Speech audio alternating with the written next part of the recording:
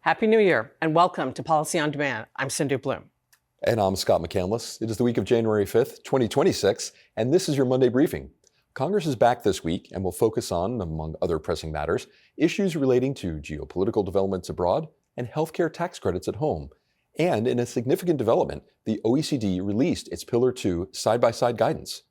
We also have our eyes on guidance related to CAMT and 174 Cap A, as well as the future of government funding, which expires on January 30th. And let's not forget, this is an election year. The midterm elections are just 302 days away. Also of note, PwC's annual tax policy outlook will be released online on Tuesday, January 6th. The analysis in this much-anticipated publication will be the subject of a webcast on Thursday, January 8th, and you can find more information in the show notes below. To cover all this and more, we're going to talk with Rohit Kumar, who co-leads PwC's National Tax Office, and Stewart Brant, a managing director in PwC's Global Tax Policy Services practice. Welcome to you both. Thanks for having me. So, Stewart, let me bring you in first. The OECD released its side-by-side document this morning, and we want to get your initial thoughts with the understanding that it was released at 7 a.m. Eastern time, and you are on the West Coast. So really appreciate you doing this. Sure, Sindhu, thanks for having me.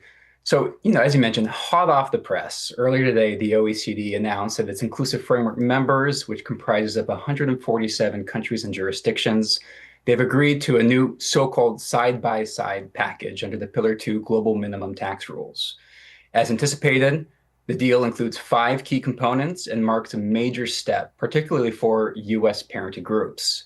And I'll just cut to the chase here. While there are some welcome elements in this package, especially relating to reducing tensions with the United States, it's still extremely complex with a lot of open questions. The package follows a year of intense negotiations, culminating as ever in a holiday cliffhanger.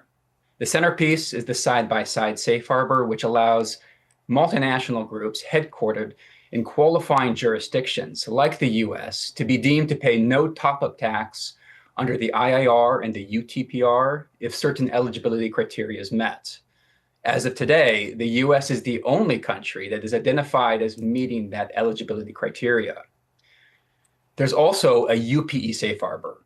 This is essentially is intended to replace the UTPR transitional relief that shields profits located in ultimate parent jurisdictions from UTPR liability. Again, this is also subject to eligibility criteria. The simplified ETR safe harbor, what's kind of been deemed as a streamlined approach to calculating the Pillar 2 top-up taxes, was also released. Importantly, the OECD has extended the transitional CBCR safe harbor by 1 year, and it's also introduced a substance-based tax incentive safe harbor, which provides favorable treatment for qualifying R&D and other types of incentives. For U.S. multinationals, this package, I think, is going to reduce the risk of double taxation. It also brings some clarity on the coexistence between Pillar 2 and the U.S. minimum tax system. Although, how much simplification it brings in practice remains an open issue. Stewart, one question that occurs to me, at the end of last year, it was clear one of the holdups, probably the last holdup, was getting China to agree to the side-by-side agreement. And I wonder, is it evident yet what it took to get China on board? And is it perhaps that, might there be a way for China to work its way in as a qualifying jurisdiction? You said the U.S. is the only current qualifying jurisdiction.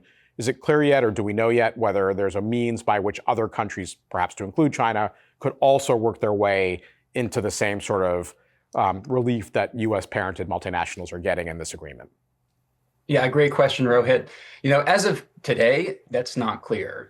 Based on the package that was released today, it's not evident, in terms of what got China over that finish line of agreeing to this package deal.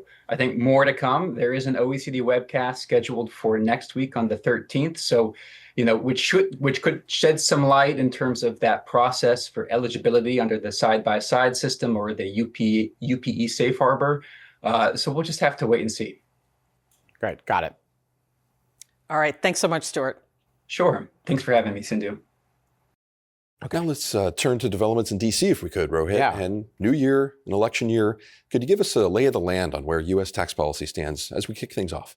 Yeah, so a couple thoughts off the top. One, this side-by-side agreement, certainly a significant development. A little later than we expected. We thought it'd be the end of last year, but they stuck the landing before Congress returned, so good on them.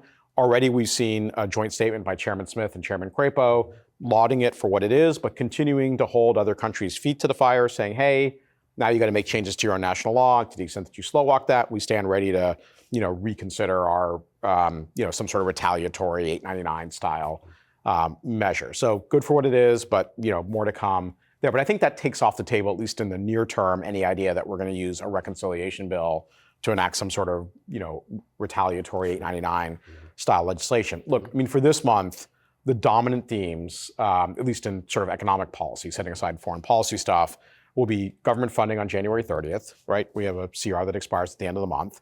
And continued negotiations over the ACA premium tax credits.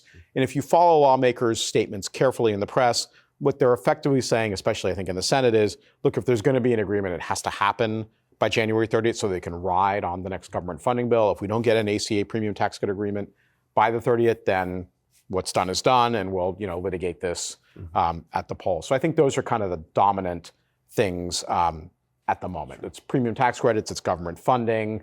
I think the side-by-side agreement takes at least one of the pressure points off tax for the foreseeable future. We'll see how the year unfolds in terms of countries actually adopting this into their national law. All right, and speaking of pressure points, there's a lot of messaging vying for attention, especially since it's an election year, but we're talking about, tariffs, tax policy, affordability, and words like that are kind of out there. So what's going to land, and what are going to be the priorities for 2026? Yeah, so I think one of the big variables here is the Supreme Court's pending ruling on the president's use of IEEPA to impose tariffs at scale on the world writ large. We do expect a decision soon. I mean, in theory, it could take to the end of June, the end of the court's term, but I don't think anyone really expects it to take quite that long. If the court strikes down the tariffs, depending on how they rule and the perhaps breadth of that ruling, it might open up avenues for the administration to pursue other executive actions, or it might force them to come to Capitol Hill and ask Congress to do tariffs by statute, which I think would be an exceptionally heavy lift on Capitol Hill, but it will put lawmakers, particularly Republican lawmakers, in a potentially difficult spot of having to choose between voting for something they don't really want to vote for, tariffs, and saying no to the president, which is also something they really don't want to do,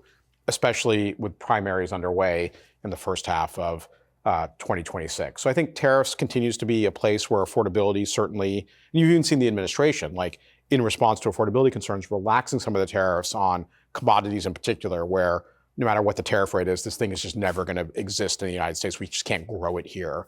So that's one thing. And then I think the other thing you're going to see, maybe some housing stuff, but as a practical matter, there's very little that short of like retrenchment on tariffs, either by court ruling or executive action.